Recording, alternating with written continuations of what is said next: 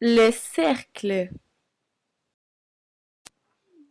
Bonjour, chers élèves de la classe 502. Je m'appelle Sacha.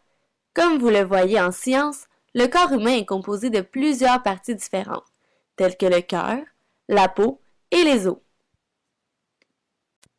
Dans un même ordre d'idées, nous allons voir que le cercle est également composé de plusieurs parties différentes. Nous allons alors disséquer un cercle pour voir toutes les parties dont il est composé et comprendre leur rôle par rapport au cercle. Premièrement, si nous regardons la ligne courbée fermée noire qui compose le cercle, à quelle partie du corps humain vous fait-elle penser?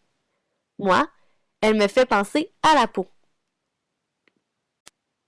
En effet, la ligne noire qui se trouve à être le contour du cercle se nomme la circonférence. Tout comme la peau le fait pour le corps humain, la circonférence délimite le cercle. Deuxièmement, nous avons le point zéro. Le point zéro est comme le nombril du cercle, car il est placé au milieu de celui-ci.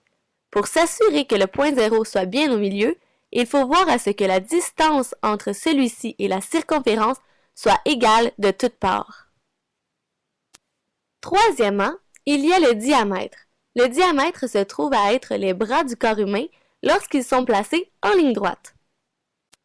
En effet, le diamètre est un segment de droite qui part d'un point situé sur la circonférence du cercle, qui passe par le point zéro et qui va toucher à un autre point sur la circonférence du cercle, qui se trouve en face du premier point.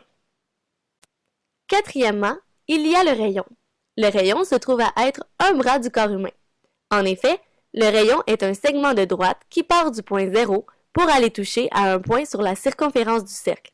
Le rayon se trouve donc à être 2 fois plus petit que le diamètre. Cinquièmement, il y a le disque. Le disque se trouve à être tout l'intérieur du corps humain. En effet, le disque représente toute la surface intérieure du cercle en excluant la circonférence.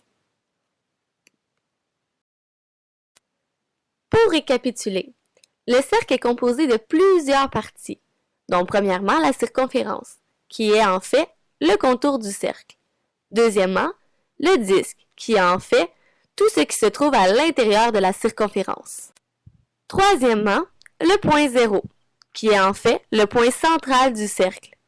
Quatrièmement, le rayon, qui est en fait un segment de droite qui relie le point zéro à un point quelconque sur la circonférence du cercle.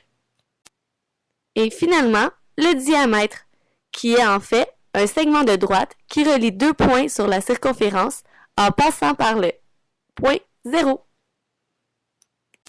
Vous voilà maintenant des spécialistes de la composition du cercle. Created using Powtoon.